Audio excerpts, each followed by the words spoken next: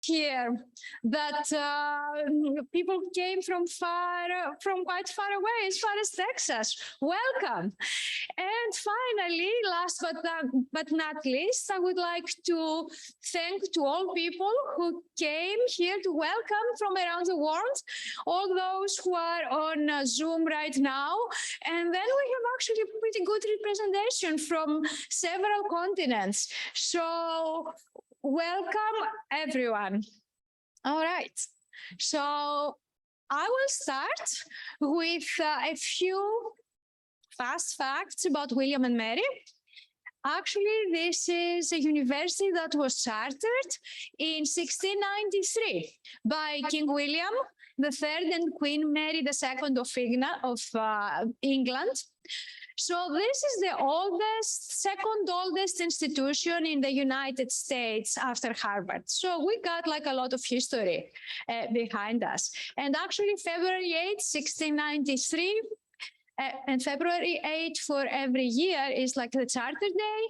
And we do every year several celebrations to honor like this, the chartering of the university. We're the second oldest institution in the US after Harvard. And actually we have like this great fact, the Wren Building, which is the oldest college building still standing in America.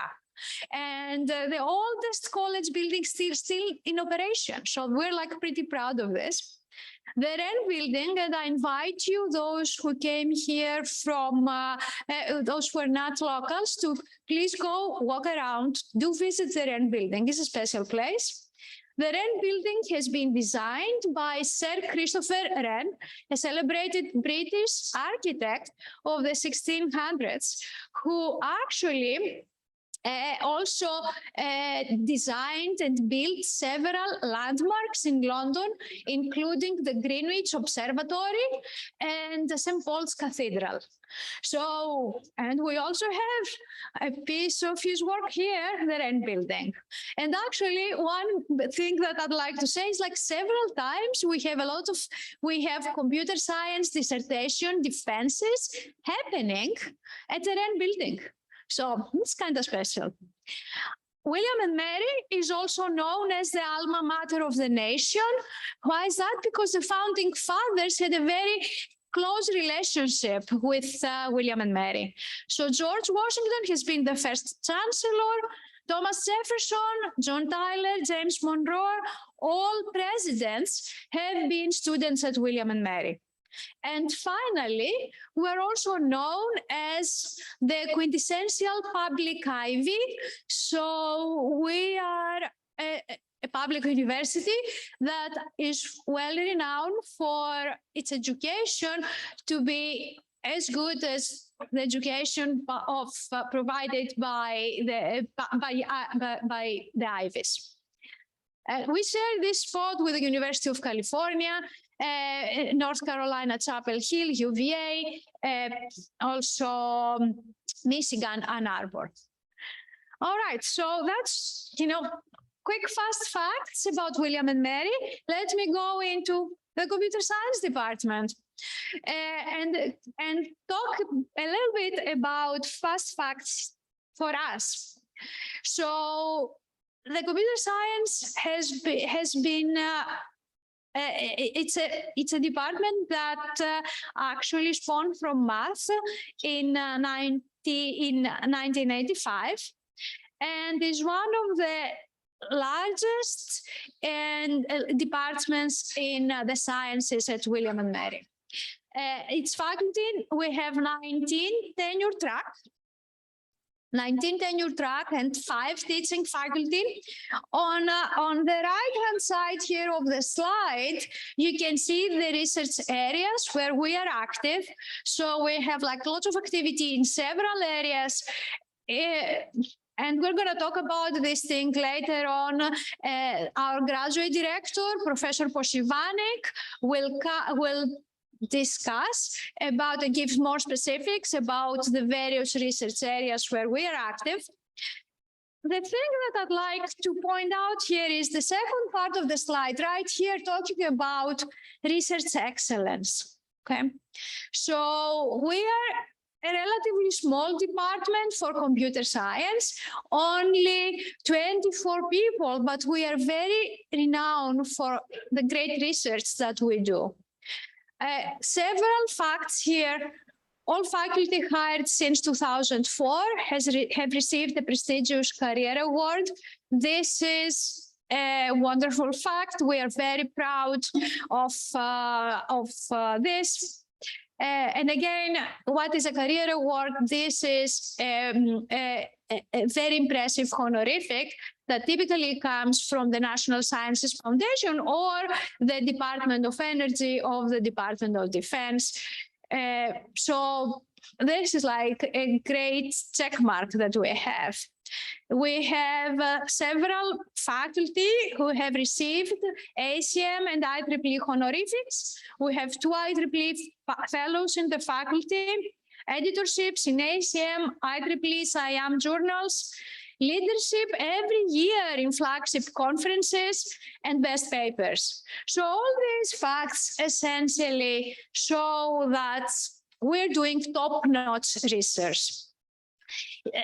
Finally, here, a few facts about money. And of course, like money speaks, as always. So we have high research expenditures, and currently 52 active research grants. 23 of them are grants from the National Science Foundation, and these are typically grants that are hardest to get. So this means like one more indication of how competitive the faculty and grad students to be able to acquire these things. A little bit here, just right here in the middle, we're talking about the degrees conferred. So typically, the masters we give for the past 10 years, we've been giving about 10 to 20 masters per year. You can see right here that our numbers the past years, our PhDs, typically 8 to 12 per year. And our bachelor's degrees, they are every year, they are growing. So this past year we had 93 bachelors, and I think this year 2023, spring 2023, we are expecting 100, at least 100 bachelor's degrees. So we are in an upward trend, like many other universities, while our graduate programs actually have also increased a lot, and they are more have reached more or less steady state, which I think actually we can increase it even further. I'd like to finally spend a little bit of time talking about giving some student demographics. Last time when we created this slide, we had 222 undergraduate majors, and here we have some great statistics. 34 of our undergraduates are women, and national average is only 21. If we're going to compare to some state averages, for example, Virginia Tech, 14% only. 12% first-generation students, 7% Black, which is like twice the national average, 7% is Hispanic, that's at the national average. So these numbers show that this is a great place for DI. Now, on the right side, this is the graduate, this is the numbers on the graduate program. 57% of the graduate students are PhD students, 43% master students. We have 25% women, which is above the national average. There have been years when these numbers were much higher. Actually, there was a year when we had 40% women, so also great number. Lots of student activities. We are honored with awards every year. All right.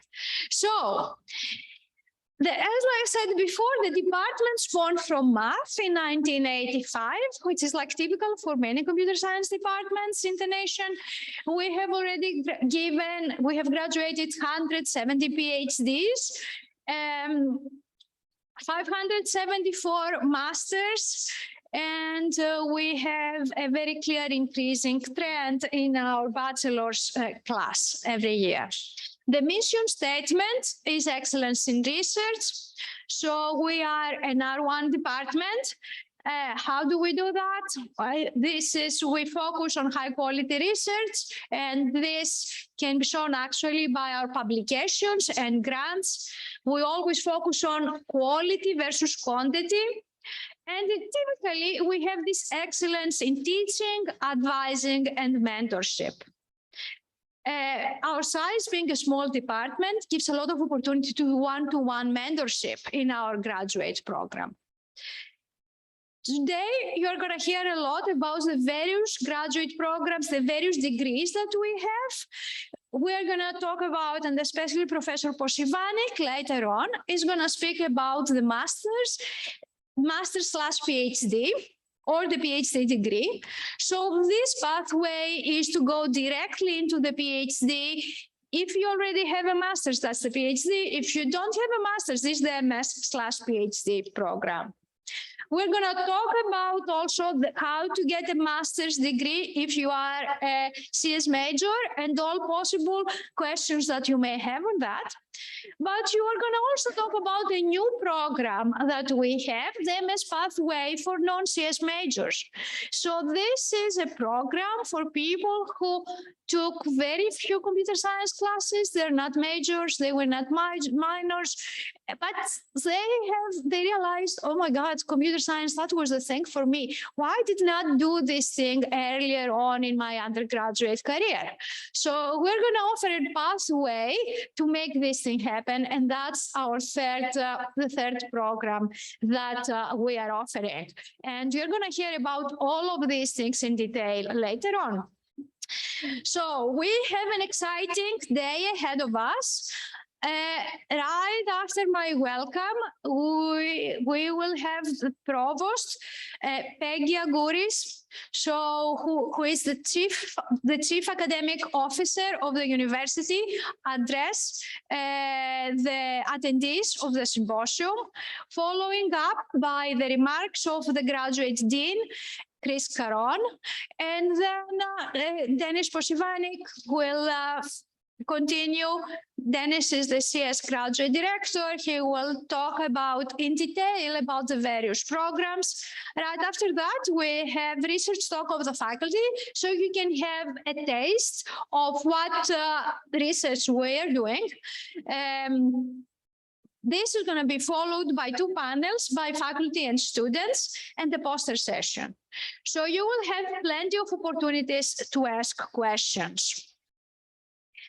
Finally, I'd like to acknowledge all the people who made this happen, the organizers, faculty and staff of computer science, who made this, who put together a very detailed organization. And also, I have to thank a lot all the people on campus who made this possible with their generous support. And especially I'd like to thank the Office of the Provost, Provost Agouris, for financially supporting us, the Dean's Office also for financially supporting us, and last but not least, the Vice Provost of Research, who also gave us money to make this happen. So I'd like to thank you all. And at this point, I'd like to welcome Provost Agouris, who should be here on Zoom, and to talk to us about, to give her remarks about our symposium. Thank you so much, Evgenia. Can you hear me? Hello? Can you hear me?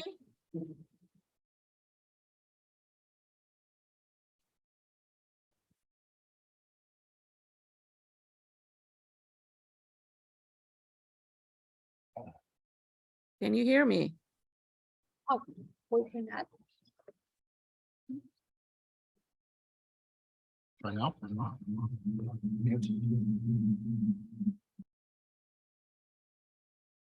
Can you hear me?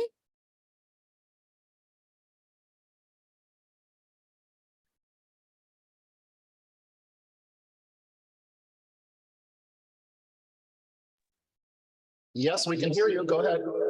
Okay, you can hear me. Okay, great. Well, Welcome, everyone. Thank you so much for including me in this. I'm really glad to see so many people attend in person on a Saturday morning. And I want to welcome also all those who are joining us virtually from other universities in Virginia and for those of you across the United States and around the world. As you have heard from Professor Smirny, we are all very glad to have you participate in this exciting event.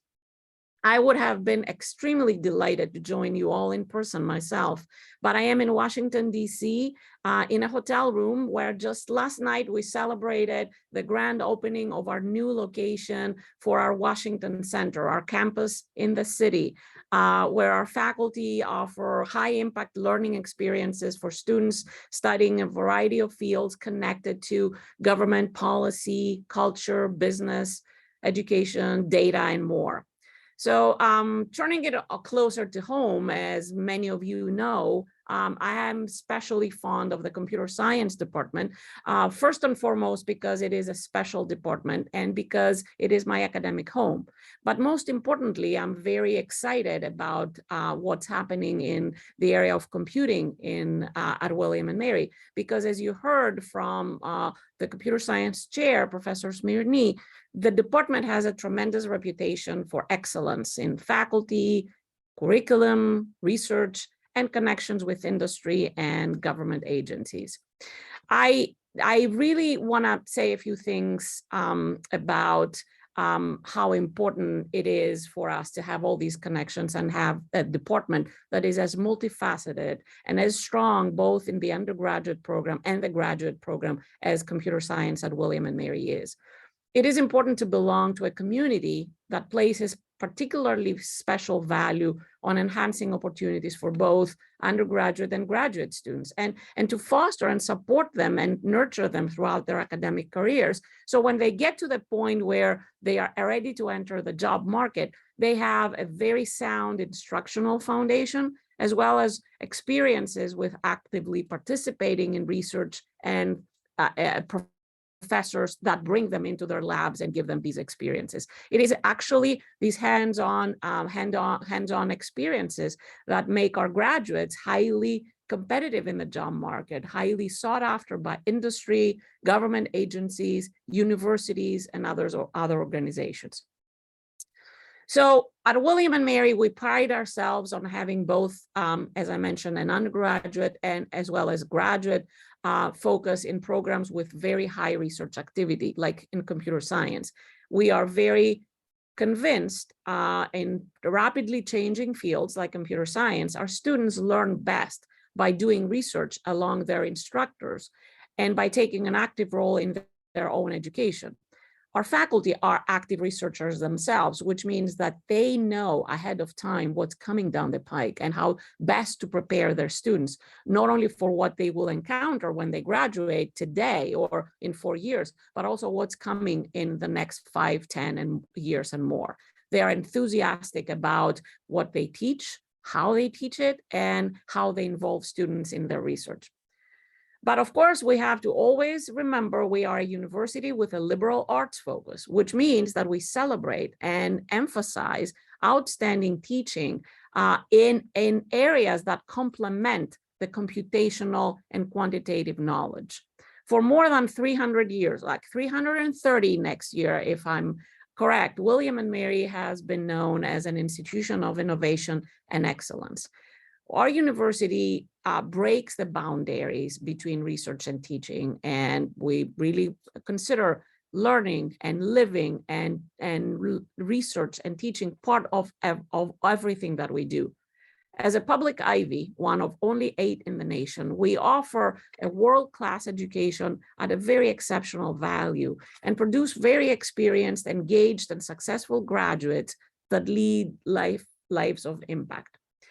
So what we've seen recently, and by recently I mean the last few years alone, has been a tremendous explosion in the computational sciences. By computational sciences, I mean computer science, data science, computational math, applied statistics, business analytics, and other areas that are connected to computing and data.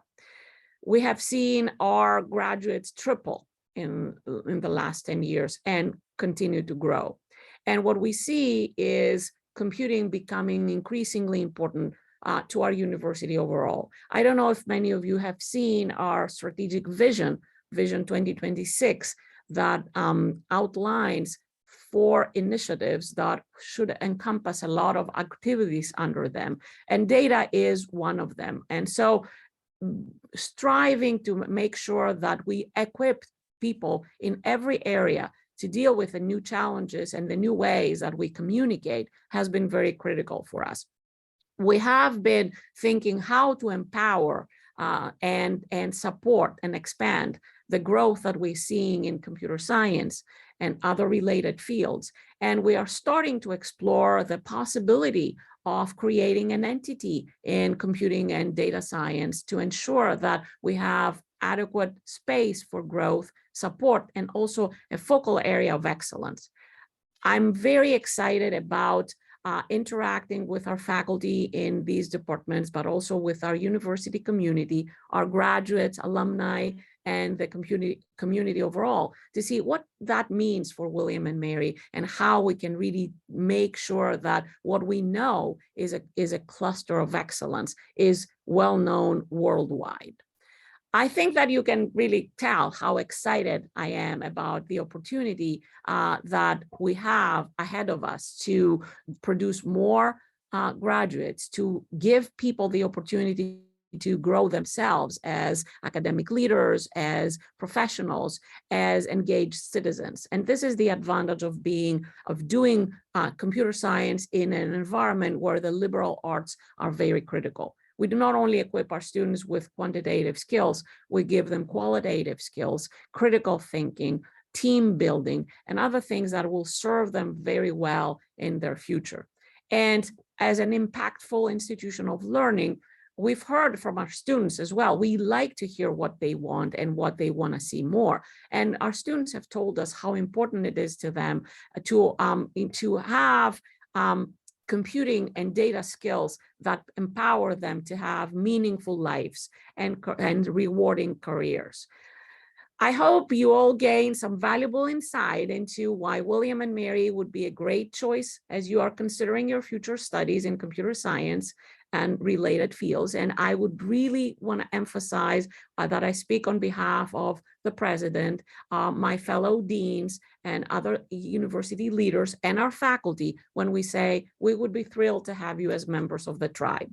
So best wishes to you all, and I know that you will have an exciting and informative day during this symposium. I want to thank Evienia, Adwait, and their team for organizing this. And actually, I'm very excited to hear after the symposium your thoughts and your experiences. Thank you and have a great day.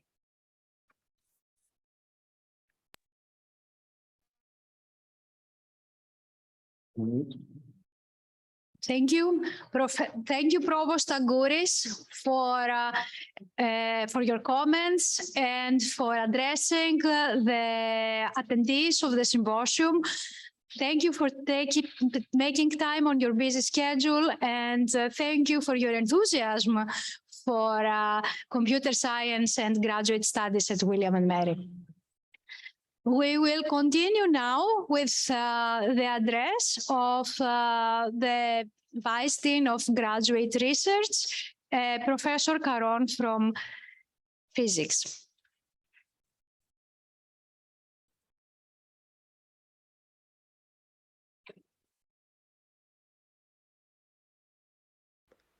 Good morning.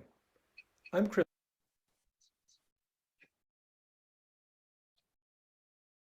Caron, the Vice Dean for Research and Graduate Studies in Arts and Sciences at William & Mary.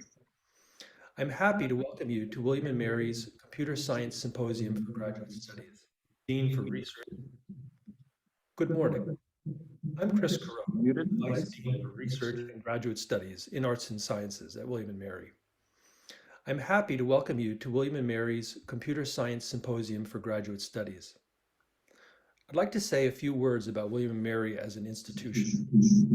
Although for historical reasons we have the word college in our name, we are a premier public research university with graduate degrees offered in arts and sciences, the School of Business, the School of Education, the Law School, and the School of Marine Science.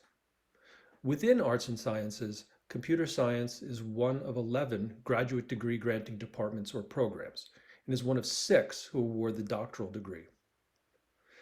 Ever since I came to William & Mary 25 years ago, I was told that our doctoral degree granting departments, including ones that also give master's degrees, were special in that only those departments who could justify such a program based on the excellence of their faculty and the unusual impact of their research would be approved to award these advanced degrees.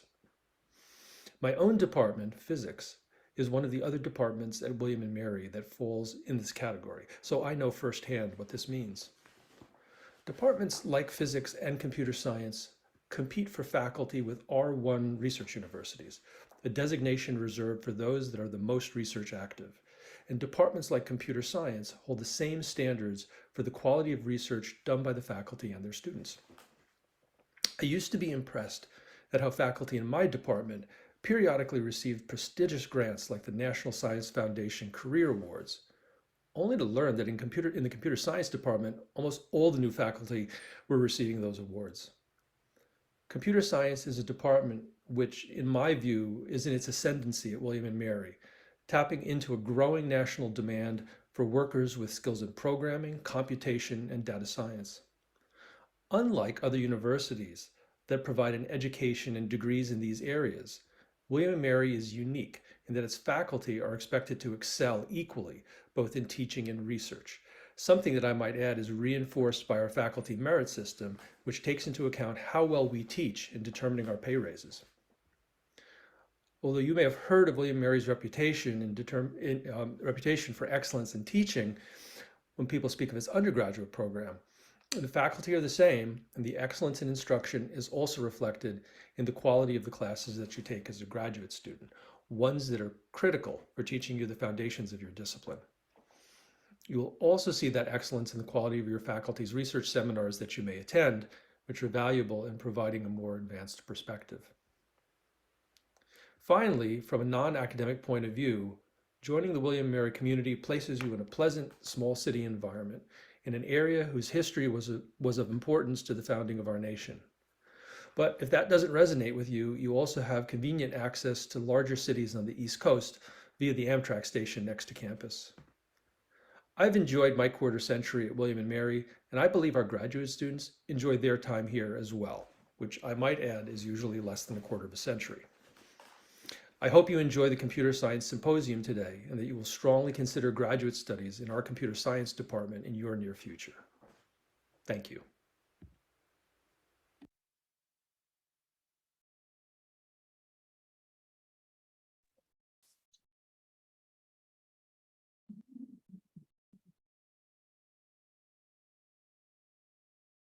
So we thank Chris Caron for his address, and we are ready to continue to our program.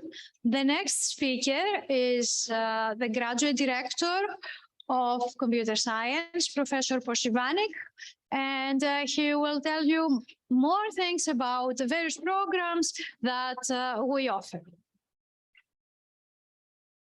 Thank you, Evgenia. Again, welcome everybody. We are truly excited to have you here. It's really great to see so many people attending in person, attending online, and it really feels like, you know, a conference, a mini conference. So it's really great to see things getting back to normal. Again, I'm currently graduate director, and I'm really thrilled about where we are today, but I'm even more excited about where we are going. And that's what we will talk about today. And that's hopefully what you'll have questions about. I will not spend too much time here. I just want to emphasize that we are a research-oriented department. And as you can see, based on these numbers, we've produced quite a few students over the years, and we are consistently producing PhD, master students and bachelor students. But what I want to emphasize is that we're not a big department. We are a small department. And even though the numbers that you see here are quite large, we do know pretty much all the students that we graduate by name. Okay, so some people, these are just numbers, but for full faculty here, we pretty much know the name of the student behind every single number that you see on the screen. So we are, again, right now, a small department, 19 faculty, research faculty, but we are expanding, and we are expanding pretty rapidly. We're going to be hiring more faculty this year. We have 5 teaching faculty, and we have several adjunct professors from industry who bring invaluable experience and their perspective from different companies out there. So exciting growth plan. We have very strong support from administration, as you've heard from the provost and graduate dean. They're really excited where we're going. And from our perspective, we're even more excited about where we're heading. And that's School of Computing and Data Science. That if you come here to study, you will obviously take advantage of this big development. We are R1 department, and we value this very much because we have very strong research culture. We are very careful in hiring. So we are not like one of those big departments out there who have 70, 80, 90 faculty members and they just hire, 5, 10. And if somebody doesn't make it, that's okay. No, we're very careful in hiring outstanding faculty members. We want everybody to succeed. And by the way, the same thing applies to students. When we admit a PhD student, when we admit a master's student, we not only know you by name, but we also are genuinely interested in making sure that that student graduates. And of course, we have some incentives in place. I'll explain you later. But we do care about every student making it to the end, okay? And it's, again, we're not like one of those big departments that hires 100 students, and if half of them doesn't make it, that's okay. For us, it's not okay.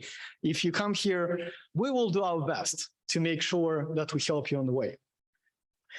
High quality research programs, and it manifests itself in high quality publications, research grants that fund our research. We always prioritize quality over quantity. So this is typically visible in all those best paper awards or even most influential papers award that basically over time show that the research that we produce has impact. And that's what we really care about. And that's what we try to instill in our students working on research as well. Again, excellence in teaching, advising, and mentorship is our motto. We also value our external visibility, and many of you might have heard about US News rankings, right? That's a beauty contest that you see out there, which those rankings are totally subjective. And as a graduate director, I can even tell you how those rankings are computed. Basically, every chair and graduate director receive this huge list of schools, and you're supposed to rank every department on the scale of 1 to 5. So they're basically asking me to evaluate the departments I have no idea about. So that's basically a US ranking system. However, if you go to CS Rankings project, and this is a project which is led by Amherst, the University of Massachusetts Amherst, they actually use objective measures to try to rank various departments across different areas, where they take into account top-notch publications in those fields. And that's what we are known for. And I'll show you some interesting stats in just a second.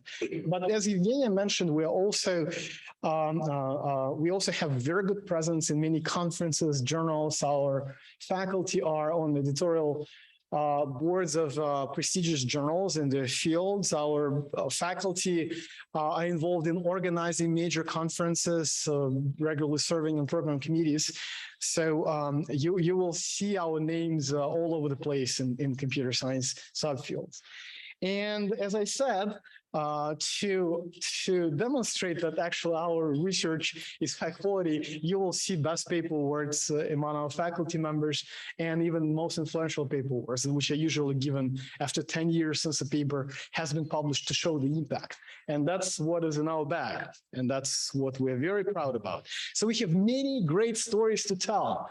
And hopefully we'll be able to tell you those stories during coffee breaks and lunches. And we're extremely excited to share that with you because you will not find some of those stories on the website, right? And hopefully that's what we'll tell you about today. We have quite a few different research areas represented in the department. Keep in mind that we are a small department, so you will not find every single research area represented, but we are very proud as far as areas that we represent, including algorithms, architectures, data science, graphics, high performance computing, networking, wireless networking, machine learning, modeling and simulation, programming languages and compilers, scientific computing, security, software engineering systems, and many other areas, as well as intersections of some of these research areas. We'll have a set of lightning talks by faculty members. They will talk about their latest and greatest research, just to show you what we are doing in these areas. As far as rankings, going back to rankings, and again, these CS rankings are data-driven. So the way they compute these rankings are based on the top publications in the field. And if you go to this website, you will find that we, if you rank across all the research areas, you'll find that we are ranked 35.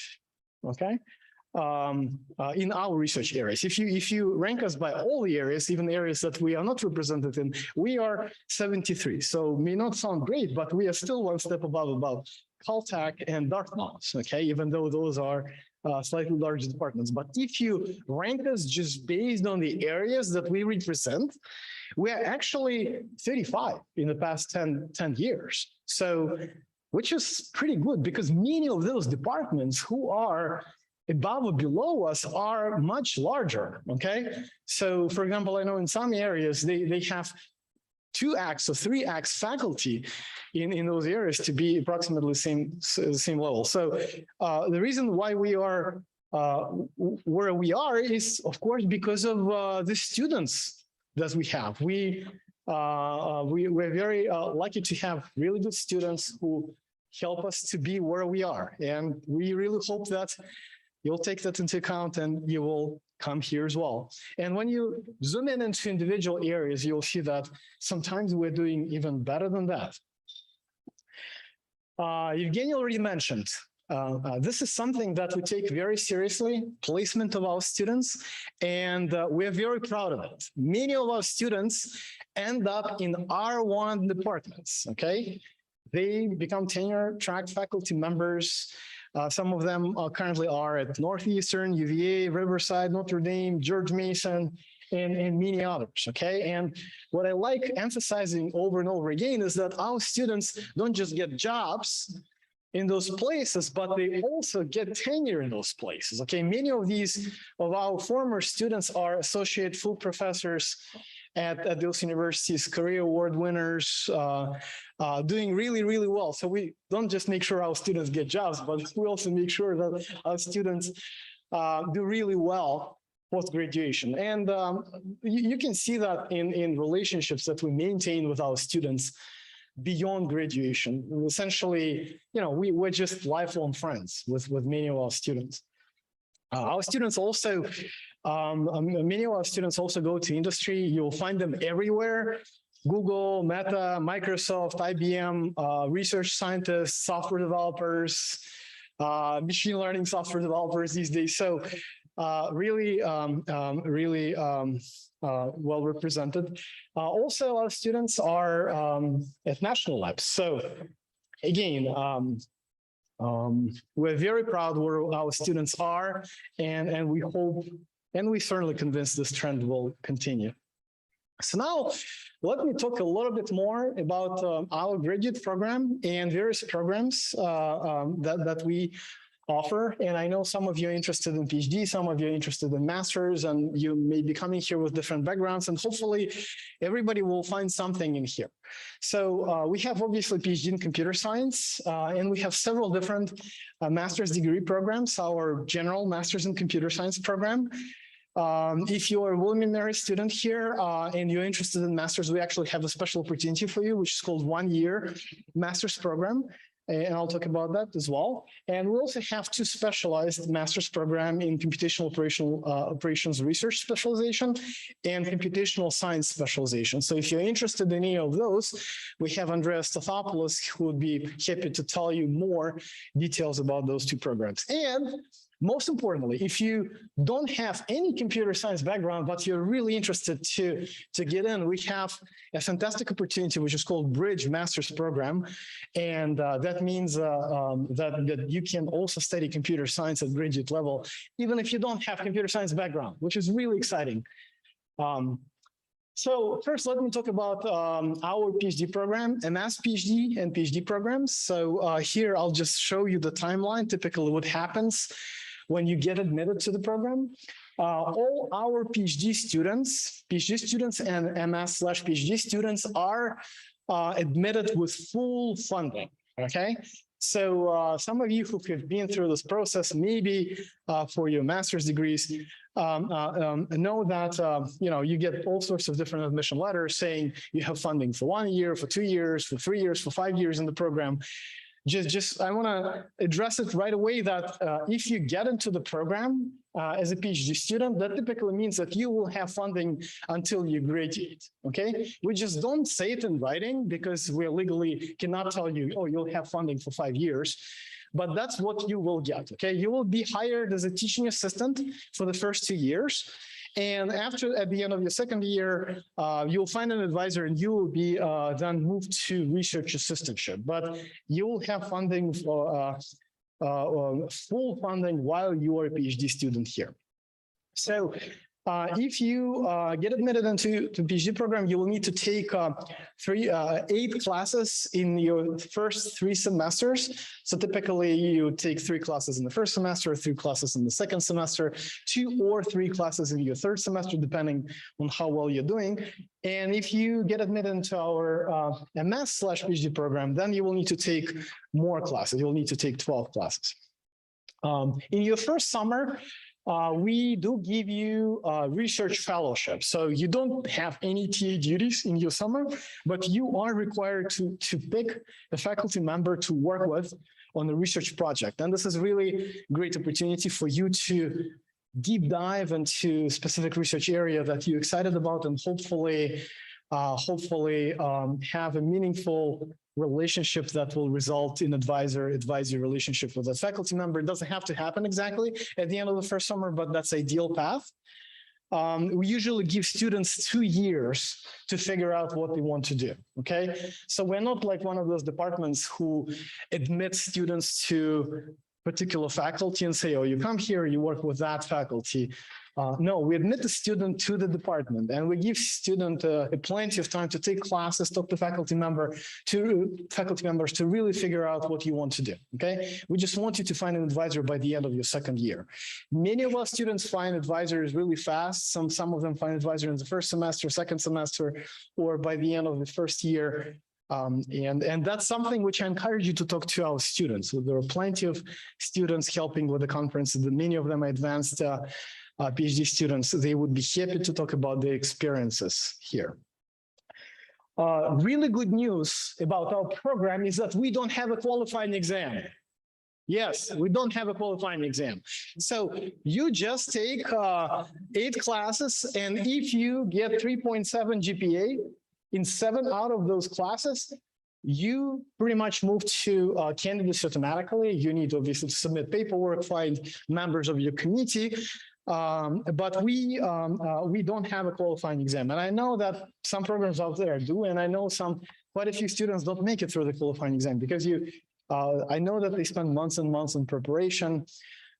We luckily don't have it here. So we want you to take classes, learn as much as you can in those classes, and then move to research as soon as possible. We don't want you to spend 3 or 4 months preparing for qualifying exam, for additional qualifying exam. Candidacy typically happens at the end of the 3rd or 4th semester, depending whether you were admitted directly to PhD or MS/PhD. Most often you become a research assistant at the end of your 4th semester. As far as timeline for proposals, Again, there are different paths here, but usually when our students propose, they already have some published work. It again depends on the area. We had excellent proposals with students without, with zero publications and with many publications. So it really varies on the area, and that's totally fine. But usually our students, when they propose, they already have strong results to demonstrate. Most of the cases by the end of the third year, beginning fourth year, and again, depending on your area and luck, defense happens in the fifth year, and usually defend by the end of the fifth or sixth year. And usually, on average, again, varies from area to area. There is no rule set in stone, but usually our students have at least 3 very strong publications by the defense time. Now, by the way, if you have any questions, don't wait till the end. Just raise your hand, and I'll try to answer those questions as we move along. Okay. Oh yes. There's a question on Zoom. Yeah. Okay. Yeah. So the question on Zoom is, there's a student who is a science, biological science major, and he's saying he wants to switch his degree to more CS data science. He wants to know, without having a background in mathematics or computer science, but with some basic knowledge of R and Python, can they be successful in the program, and what tips would you want to share? Yeah, so thank you. That's an excellent question. But if you don't mind, actually have a slide on that. And I'll get to the slide in about 2 or 3 slides, okay? And I'll try to answer the question in the context of that. So first, let me talk a little bit about existing general master's in computer science program that we have in place. I know some of you are interested in master's degree before even considering PhD, or that's your ultimate goal, which is totally fine, and we are happy. Our master's program is a 2-year program, and it includes 2 options. You either do a thesis, and in that case, you need to take 24 credits with thesis. Or you don't do a thesis, and you have basically need to get 32 credits. But in that case, you do a research project, which is 710. And the major difference between 710 research project and research thesis is that for the research project, you work on a substantial project, which is worth 3 credits. But you don't need to publicly defend your work. So you essentially produce a written document, which is your project that you work on with your advisor. That then is reviewed by a small subcommittee from faculty in the department. Okay, so this is the research project, and the research project usually is much smaller in scope as compared to the thesis, because thesis is worth 8 credits. Okay, so the master's thesis is usually a substantial research project that happens usually over the course of 2 semesters. And at the end of your work, you not only need to write up a thesis, but also orally defend it with the committee, and anybody actually can be invited to attend your defense. So every student who takes master's needs to take algorithms and at least 2 additional 600 level classes from our curriculum. Also, you can take 500 level classes, and those are upper level undergraduate classes, which are cross-listed at 500 level. If it's cross-listed at 500 level, that means that you can take some of those classes for your master's degree credit, but you can take no more than 12 credits below 600 level for your master's degree. Okay, and as you are admitted into our master's program, you will be assigned an academic advisor who will help you to design your program. Okay, so this is not something that you need to worry about immediately, but we provide detailed guidance for you what to do and how to best proceed if that's the option that you choose.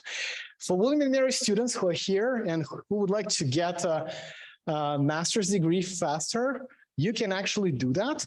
And we have master's degree, which is called 1-year master's for William & Mary students. So typically what you do by the end of your junior year, you just register your interest in the program, and you are assigned an academic advisor.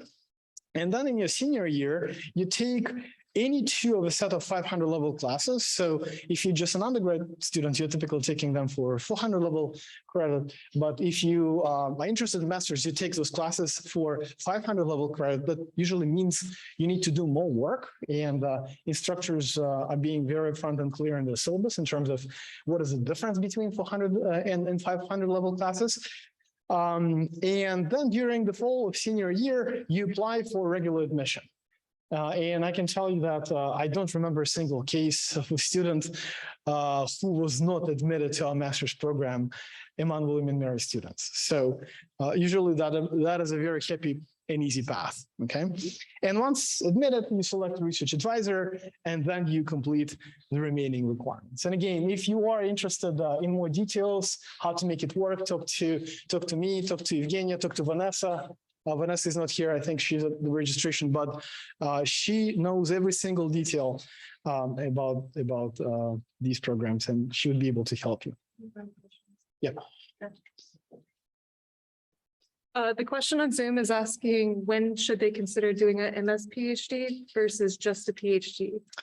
That's a good question. There is actually no rule set in stone, because so naturally you may think if you don't have masters, right, then you can apply for MS/PhD. But we also had cases where students said, you know what, I'm just interested in PhD and I know that upfront. And we had some students who get admitted with just bachelor's to do PhD. But naturally, if you don't have master's degree, that's the path that you take. You get into a MS/PhD program and you get your master's degree on the way, okay?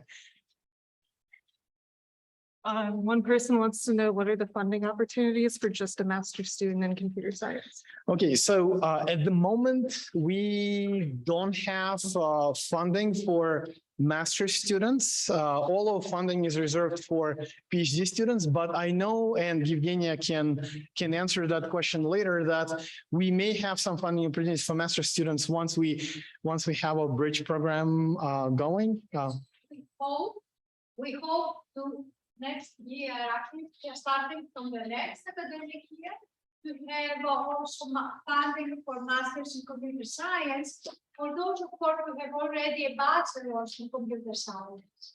Yes. So we are working hard on securing funding for this kind of for students who want just a master's, and yeah. So we're working on this and hope to announce some news soon.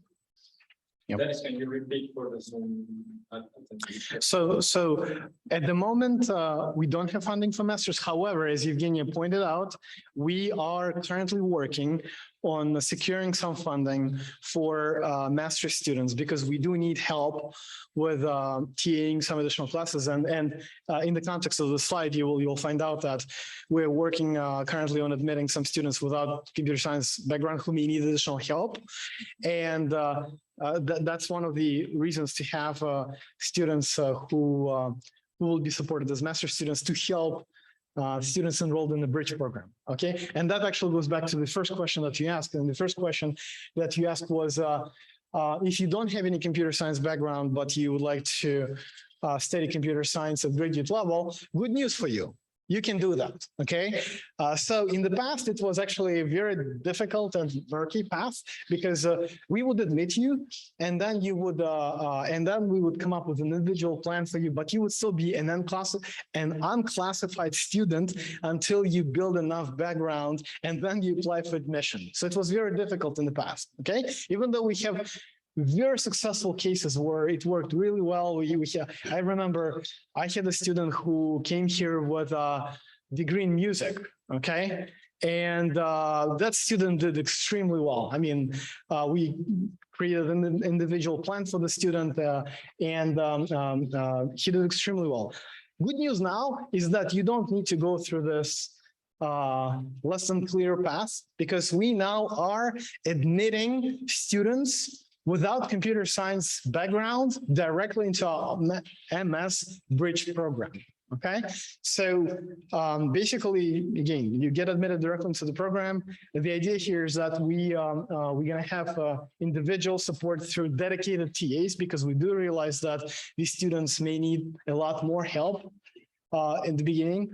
Every student will also will come up with an individual plan for every student, which additional classes you need to take from our undergraduate curriculum before you start taking graduate level classes. And that typically means that you need to spend one additional semester and one additional summer making up for those prerequisites before you start taking graduate level classes, okay? But good news is that you are admitted into our Master's Bridge program right away. So you don't need to come here and then take some credits and then apply again. So that's no longer the case. Also, another part which I wanted to mention is that William & Mary right now is a part of the MS Pathways to Computing Consortium, okay? And this is actually a pretty big deal because it's a multi-institutional effort to establish accessible on-ramps to master's degrees in computing. So many universities out there these days are thinking about how to help students who don't have the ground in computer science, how to help them get into computer science. So many universities got together, like Georgia Tech, Columbia, Northeastern, and William & Mary were now part of the consortium. And we're meeting pretty much every week with representatives from these universities to share and replicate best practices. So the idea here is that if that's what you decide to do, and that if you choose William & Mary to come here to do your master's without proper background, rest assured we know what we're doing because we are taking best advice from other universities who have already done that. Some of them have done this already for multiple years. So we are at the forefront of learning from programs who have done this really well. So again, the idea here is that many universities are now talking about the sort of new MBA program, right? Where, especially if you end up in high-tech industry, right? Even if you don't have computer science background, it is really needed. So that's the niche that we're trying to fill in. Any questions up to this point? Yes. Yeah, just now when I mentioned the PG program, right? For the first three semesters, they're gonna only take courses all they have to do research and Very good question. So in your first 2 years, in the first especially 3 semesters, you need to take classes. Also, you need to. Can you repeat the question? Sorry. Okay, yeah. The question was in the first 2 years, do you just take classes or you also need to do research? So the answer to that is you take classes, especially in your first 3 semesters. You also have some TA responsibilities. Of course, we don't expect that students jump straight into the research in the first semester. Some of them do, but most of them don't, because it takes a little bit of time for students just to get acclimatized in the program, right? So, but we do encourage students to start reaching out to faculty members. Sometimes it happens naturally, right? You take a class, and our graduate level classes have real projects on them. So you read papers, you work on those projects, and you sort of get a sense whether you like the area or you want to explore something else, or you take some other classes. So naturally, it may take more than 1 semester. It may take 2 semesters. It may take 3 semesters. It may take that summer fellowship to figure it out. And that's the room that we give to students to really figure this out. Okay. There is something that we don't have in the curriculum, but we're working on this right now. For those students who really know what they work, who really know what they would like to work on, there will be an option to take a specialized class one-on-one with an advisor, for which they can get credit towards one of those 7 classes. Okay, so we are designing this specifically to help students start working on research sooner and get credit for that, instead of taking one of those classes, by working one-on-one with a faculty member. So most likely we'll have that in place for fall 23. So that's something that new students will be able to take advantage of. I saw another question, and then Pradeep, yes. I guess you I want to ask about the CS background, as a gateway in computer science content or in any courses relative to students. Or as I'm working there with a particular kind of discuss all these. So the question, if I understand it correctly, and correct me if I'm wrong, what do we consider as CS background when you apply for MS Bridge program without CS background, the formal CS background? That's your question is, or? Yeah, that involves you can see that Yeah, but based on holidays. yeah. Not and some working experience. Yes, yeah. So the question is, what counts as computer science background if you don't have a formal degree in computer science, right? So I can tell you, and I'll talk about that later to give you some tips how to prepare application for William & Mary. But an immediate answer is that we read the application in detail and we take everything into account. Okay, the classes that you took on Coursera, this matters, okay, because it shows dedication, it shows you interest, right? If you've done substantial programming project, mention that in your statement of purpose or your CV, because it matters. It shows us that you have experience in particular programming language, right? If you've done something that was released on GitHub as an open source project and you did a little bit of maintenance there, definitely mention it, right? Because you may not even have formal background, but if you are, valuable contributor to an open source Java project, that shows us that you may already have knowledge that otherwise you would have to acquire through, for example, 301, right? So everything matters. Put it in your materials.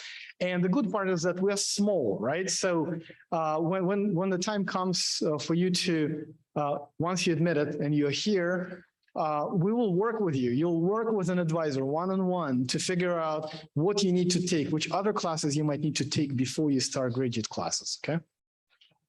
Pradeep? Yeah, I just wanted to add questions that you can always approach faculty and work without any restriction. If you start things like so you don't have to do it formally. There is a definitely formal way that then is all we do. But if you need to start research early, just reach out to the faculty who you think would be in your research section or research area, right?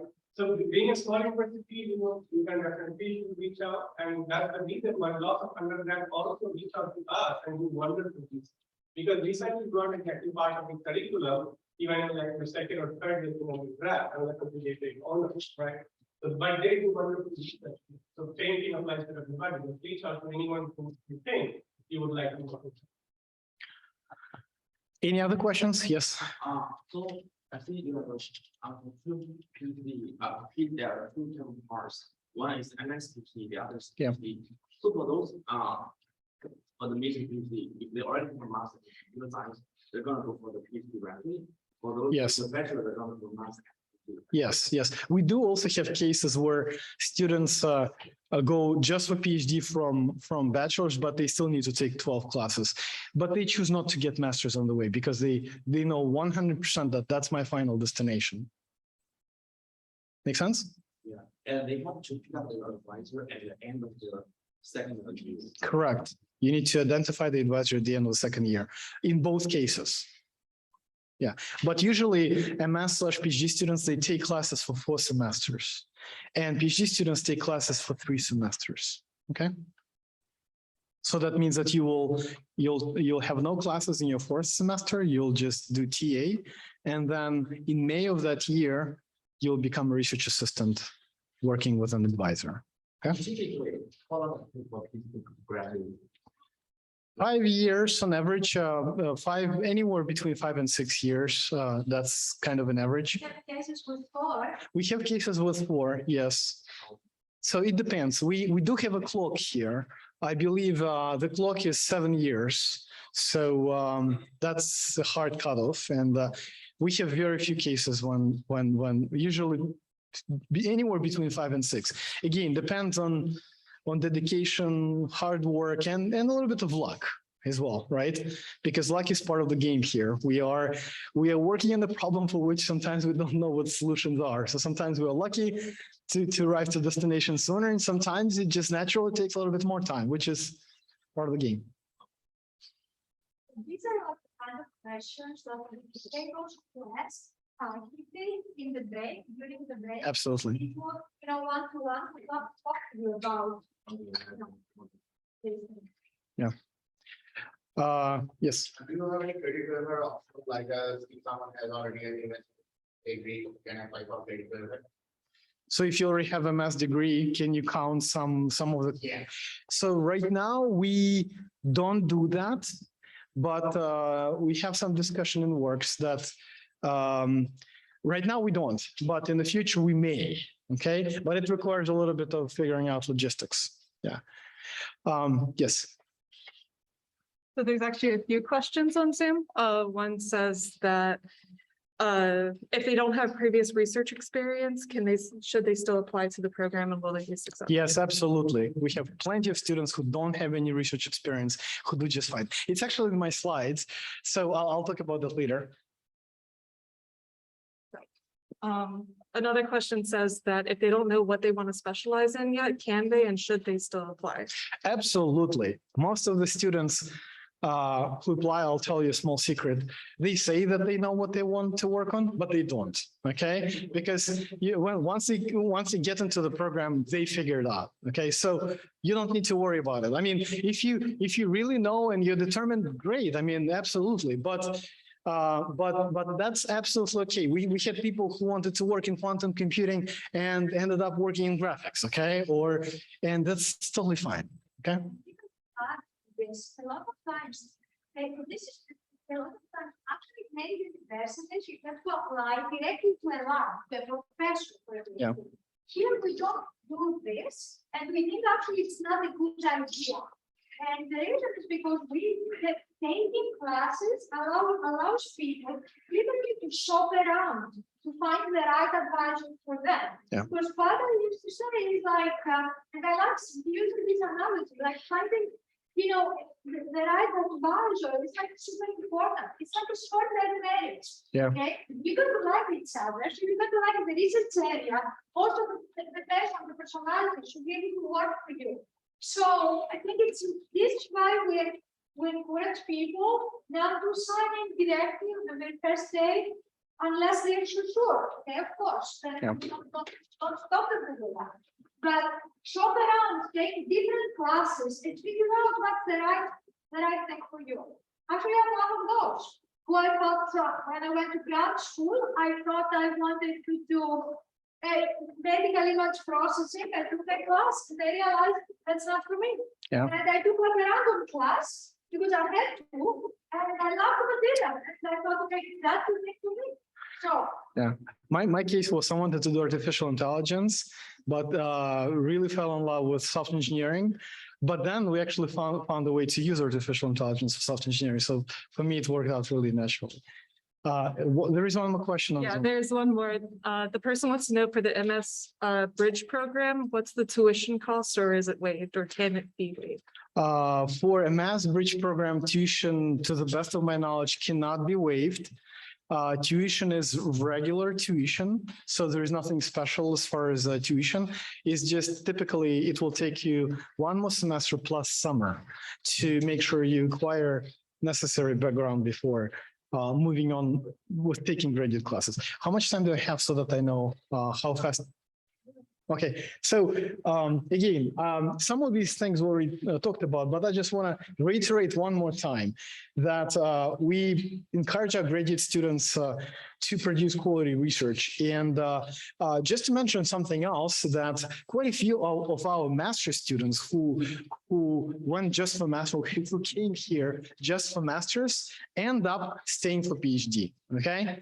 I know there are a couple of students here in the audience who are about to do that. Okay, so don't be surprised if you come here for masters, but you will like it so much that you will not want to go. And this is totally fine. We would be happy to figure out a plan for you. Again, Evgeny already talked about our strengths, but personalized mentoring, we do run our labs in different ways, and that's something that you will discuss with faculty members today. We do have different approaches, but one thing in common is that we have personalized mentoring. So we really try to take into account your strengths and weaknesses and really help you to succeed. Okay, even starting from finding a problem to work on. We do have high matriculation rate, as I told you. We do want every single student to graduate, okay? Because if we have some students who came here for PhD but don't make it in the end, I believe graduate dean will come back to you and start asking us questions. Why did the student not graduate? So we are very interested. If you get here, we want you to see here graduating with a degree. We have energetic faculty, producing top quality research, and excellent placement. So now let me actually do something. I'm going to prevent some of your questions, and I'm going to answer some of these questions for you anyway, because otherwise you would be asking these questions us later. So let's talk about some myths and facts about graduate programs, and in particular with respect to William and Mary. So some of you may know this, some of you may not know this, but your graduate studies will be quite different as compared to your undergraduate studies, right? And I don't need to tell you what your undergraduate studies are, because you take classes, you do homework assignments, you work in projects, you take finals, you have a very well-defined trajectory, right? And usually assignments that you work on have solutions that instructors have in place, right? So usually you don't work on open-ended problems as part of your undergraduate classes. And this is exactly where graduate studies are different from undergraduate studies. Yes, you will take classes. Yes, you'll have choice in topics, and your research will take multiple years. But the main difference is that you are going to be working on problems for which solutions either don't exist yet, or solutions exist, but you probably want to come up with a better solution and show that it's better than existing solutions. Again, just to summarize here, that during your graduate studies, you're going to experience a lot of apprenticeship, right? You will work with your advisor, you will work with your fellow students, again, depending on the lab. You will get guidance from your advisor, and in many cases, again, depends on the lab. Sometimes advisors will encourage you to find a problem yourself. Sometimes your advisor will say, well, I mean, I have already plenty of problems that we need to solve. I have this funding, and that's a problem that you'll be working on. So your experience will be different, okay, across different labs. But most likely, what you will end up doing during your graduate studies, you will eventually be coming up with solutions to the problems on your own, okay? And what I like to say sometimes is when my students ask me, so when am I ready to graduate? And I have a really simple answer sometimes. I usually say, well, when you can teach me something, that usually is a good sign that you're ready to graduate. And that's actually part of the why I like this job, because most of my PhD students who are about to graduate, they teach me quite a bit about things that I know less than them by the time then they're ready to graduate, okay? And this is really, really, really cool part of the job, okay? So David is sitting here, he'll graduate next year. There are topics that he knows 5 times more than I do, okay? And he, right now, he's in the driver's seat on the project that he's working on. So this is really exciting, right? I want my students, when they graduate, I want them to be better than me in that particular research thrust that they choose and they're working on. And for me, there is no better reward than seeing my students, taking charge and leaving this place by being high quality individual researchers, okay? When I get the paper to review, when they send me to review the paper, I'll say, you know what, I have a better person in mind who can review that paper. So David, get ready, okay? Also, while doing your graduate degree, you will be establishing your reputation in the research community, okay? You will be publishing papers, presenting papers at conferences, and at some point in time, people will start recognizing you as a researcher, not just saying, oh, you're working with Professor Smirny or you're Professor Smirny student. At some point in time, you'll be, you know, David, or you'll be Heather, okay, who are independent entity researchers. You will have your own reputation, not just a student of your advisor. And that's usually the point when you are sort of ready to graduate. So some students usually say, oh, you know what, I can't do PhD because it's too expensive, okay? Well, let me dispel some of these myths. I mean, if you decide to do PhD, you're gonna be fully supported throughout your studies. If it takes you 5 years, we'll support you for 5 years. If it will take you 6 years, we'll support you 6 years. So you're gonna get TA for the first 2 years, which includes competitive stipend. I'll show you numbers in a second. Your tuition will be fully covered, and also we cover health insurance. Okay, so pretty much you don't need to worry about any of these things. And on top of this, cost of living in Williamsburg, as compared to some of the metropolitan areas, is really good, but they pay same stipend. Okay, so we have some colleagues up north, right? In some universities with very high cost of living, but same stipend. And I know that students really can't make it just on the stipend. You can talk to our students. We recently had pretty good increase for graduate students, I believe 7%, right? Yeah. So and I know that new graduate dean is also aware of these issues. So hopefully they will try to maintain it as inflation hopefully goes down, but nobody knows.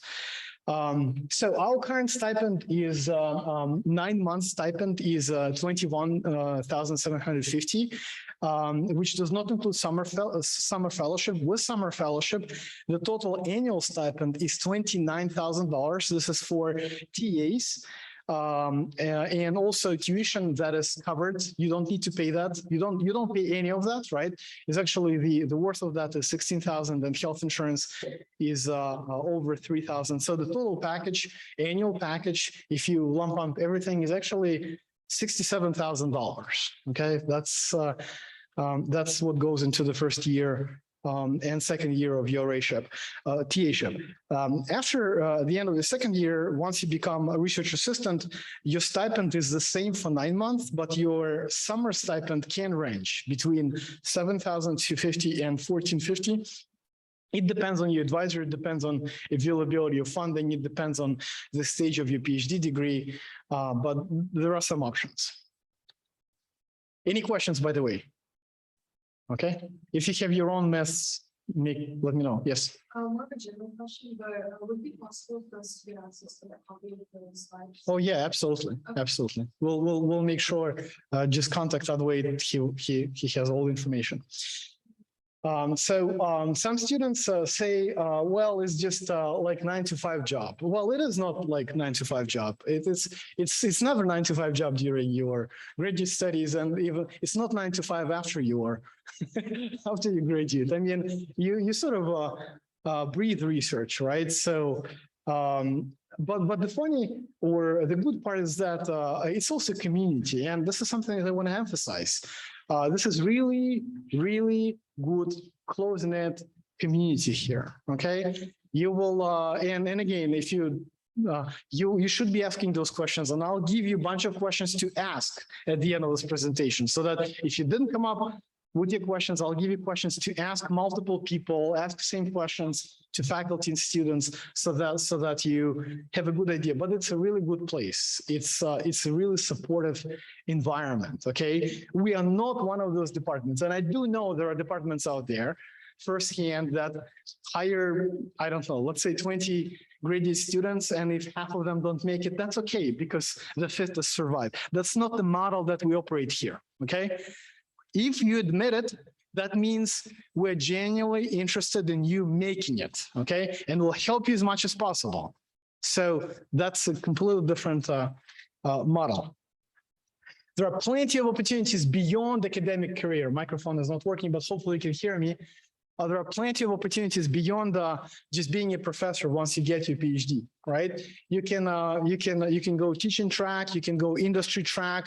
Some of the students find jobs in government as research scientists, so forth and so on. So there are multiple options.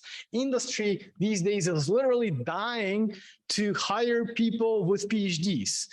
Give them title software developers, senior software developers, principal engineers, you name it. But PhD is something that will open the doors for opportunities that you didn't think existed before, okay? Some students ask, oh, do I have to have 4.0 to apply to graduate program? No, you don't, okay? Many of our students don't have 4.0 GPA. And what I like to say to my students, at least, GPA is important. During your undergrad, you work hard, you get the best GPA you can. When you come here, of course, you work hard, you take classes for 3 semesters, but you know the small truth. After that, once you become a PhD candidate, nobody will ask you about your GPA after that, okay? Because the only thing that will matter after that is the research and impact that you do, okay? So we've admitted students who didn't have perfect GPA, far from perfect GPA, but they had motivation, ambition, and passion to do high quality research. And many of them did really well. Many students in our program, when they get here, they don't get perfect GPA when they go for candidacy. As far as you're about 3.7, as far as you have motivation, ambition, passion, and hard work, then you will succeed. Some of you asked the question, do I need to have master's before PhD? No, you don't. You can apply directly from PhD. You can also apply from master's, or you can apply to a joint master's PhD program. Do I need to know research area? I think it has been answered by Evgeny extensively. No, you don't. I mean, yes, you put some of your research preferences in a statement of purpose, but you don't have to know exactly what you will be working on. It takes, so I have only 2 minutes. So let me very quickly give you very quick tips on how to prepare your application for William & Mary and how to stand out, hopefully compared to other applications. So obviously, what we're looking for in application, yes, if you had research experience, that's great, but you don't have to have research. Keep using the mic for Zoom. It doesn't Project with this. Got it. All right. So, but you don't have to have research experience. It's preferred, but not required. If you have software development experience, internships, obviously make sure to describe it, okay? Even if you have software development experience beyond internships on your own, open source development, describe it, okay? Because this is all important part of the package. We are looking for evidence of being creative, hardworking, and persistent, okay? And obviously, we'll look into your academic choices and performance. So 4 major components of your application are personal statement, letters of recommendation, transcripts, and test scores. Good news is that we no longer will require GRE.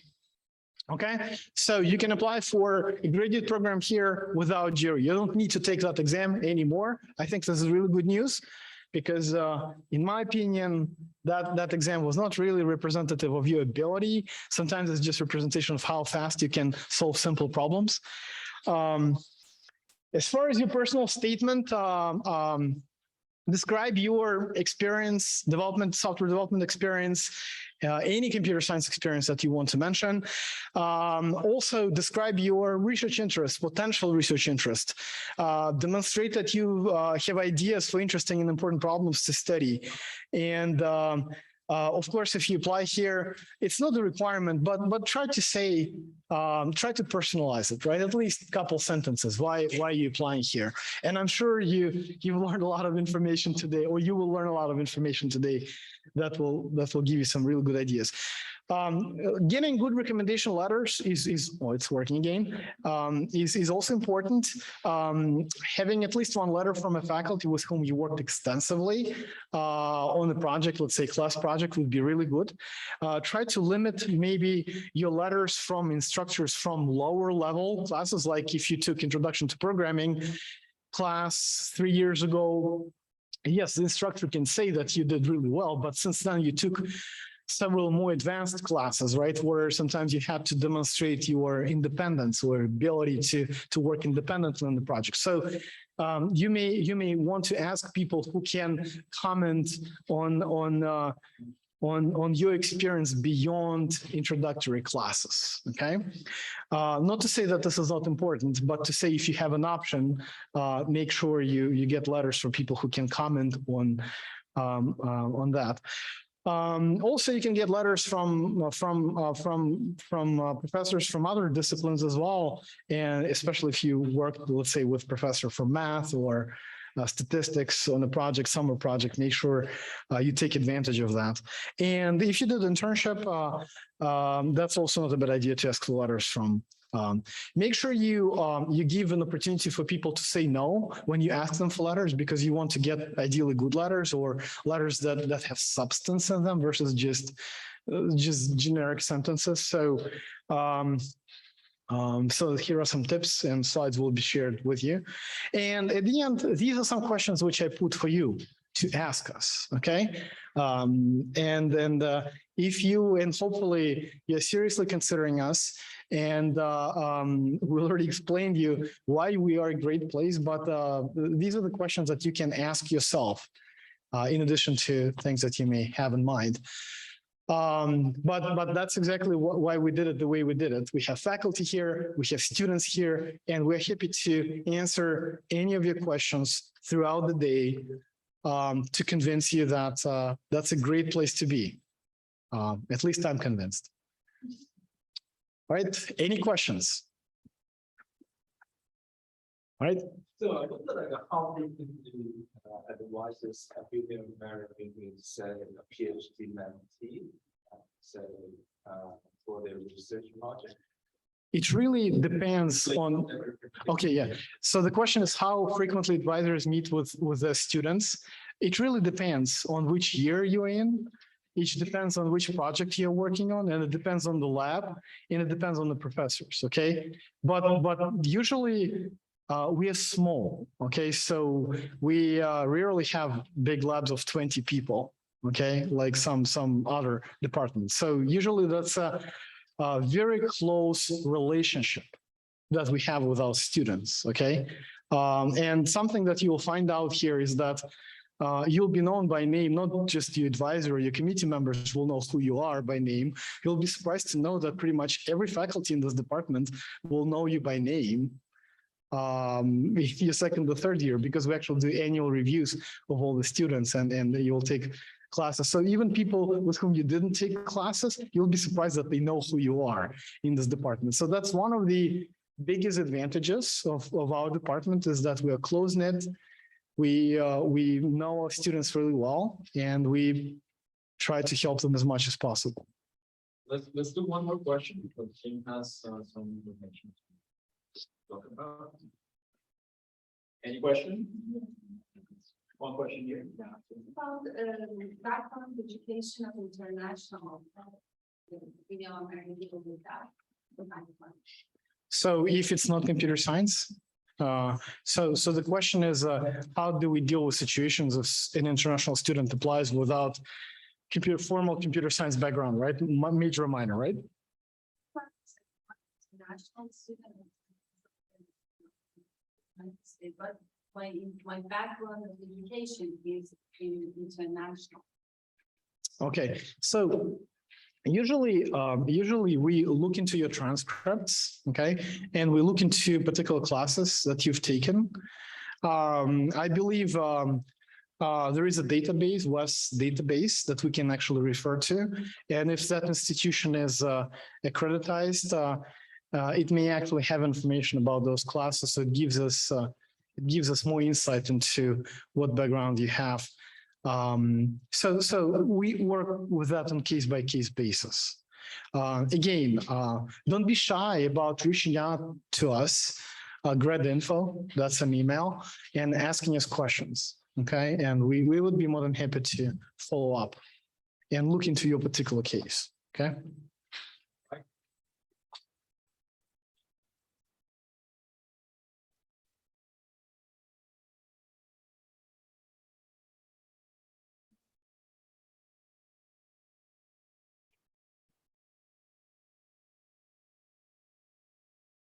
Hi, everyone.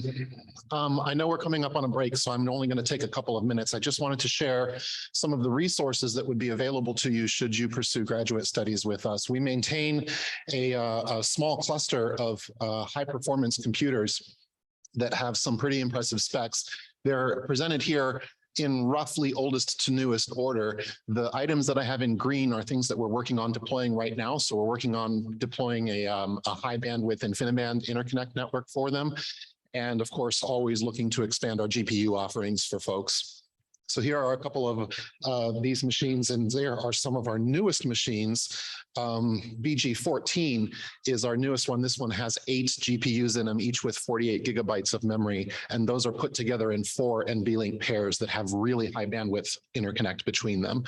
So these would be available for you. We are experimenting over the next couple of years with putting some of these behind a scheduler so that you can have exclusive access to the hardware when you're running your experiments.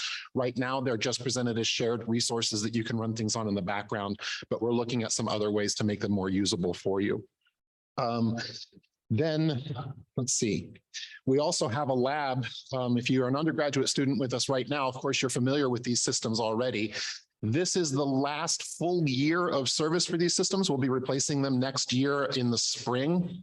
So, but these are the specs that we've got for you right now, between 4 and 8 cores per machine. There's no machine in our main lab that has less than 128 gigabytes of RAM. And the ones that have dedicated compute GPUs, which are these ones at the bottom, those have 256 gigabytes of RAM, so that you've got a little bit more room for your models. We've got a heterogeneous architecture here, the idea being to support various areas of research, some with very high-end rendering GPUs for graphics and animation and things like that, others with dedicated compute GPUs for machine learning and things in that domain. So we're trying to provide a nice, robust and mixed use case environment for you. The entire department will be moving to 25 gigabit fiber optic Ethernet in the next year. We're just waiting for the fiber runs for that, and that should be a huge improvement in performance. Your workstation, as part of your support that Dennis was mentioning, it's not just money. We also provide you with dedicated compute resources. There will be a workstation on your desk. Right now, we have these two configurations in service. Again, the Core i7s are going out of service in the next year and a half or so, generally being replaced with Xeon machines. And for our desktop machines, we put 32 gigabytes of memory in there for you. And then, of course, you can connect remotely to more robust services if you need them. But this would be your machine unshared, sitting on your desk in your office, also very soon with 25 gigabit networking. We are also moving to a new facility. This is not built yet. We haven't broken ground yet. We're still debating the finer points of its interior. But it's a very nice facility, very modern design. Here is what the front of it will look like facing SWEM and the sundial and the new Fine Arts Quadrangle. And here is the back of it with lots of natural light coming in, lots of shared space to do projects in. You guys would be on the second floor over towards this area over here. That's where most of the graduate students' offices are. And just to give you an idea of how hard we're working on this, here are the floor plans right now. This column right here is a bank of 4 to 6 person offices where most of the graduate students would go. Next to the labs, you've got your own kitchenette, your own private bathroom over here. Very, very nice facility.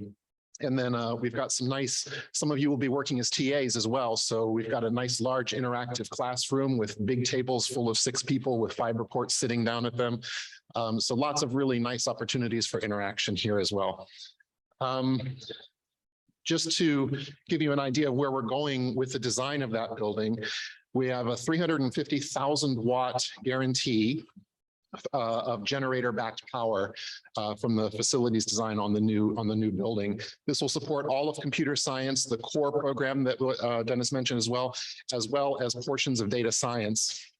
And we'll have nice redundant power so that when I know that some of us have been a little frustrated with our current facility, we will have much more robust power support in the new facility, including redundant UPSs for critical services like file service and email and things like that. So this should be really nice.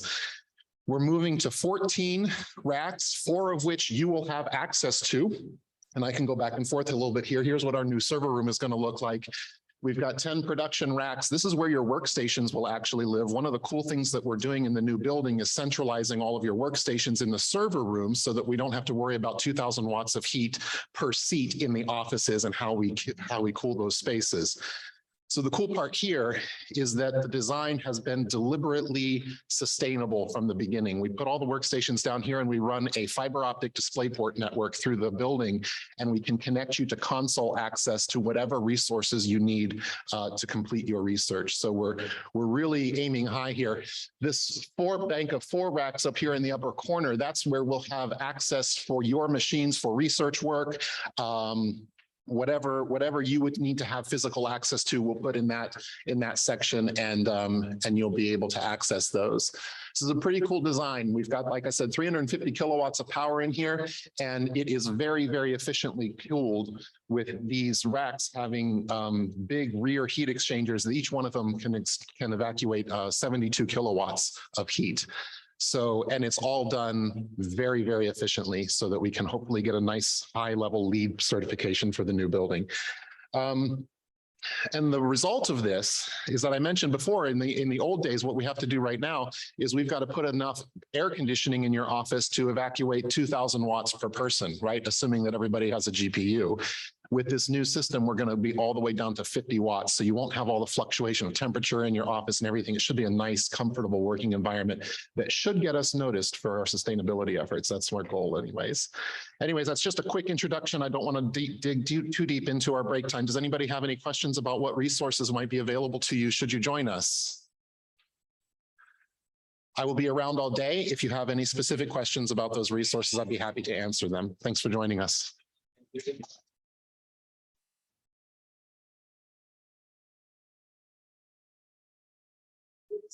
That's like a recent plan or we start on breaking. So let's plan on breaking till 11:30 and let's get back here. So we are shifting the schedule a little bit forward by 15 minutes. So we'll resume at 11:30 with faculty lightning talks. Yeah, I'm sure it's still here, right? Yeah.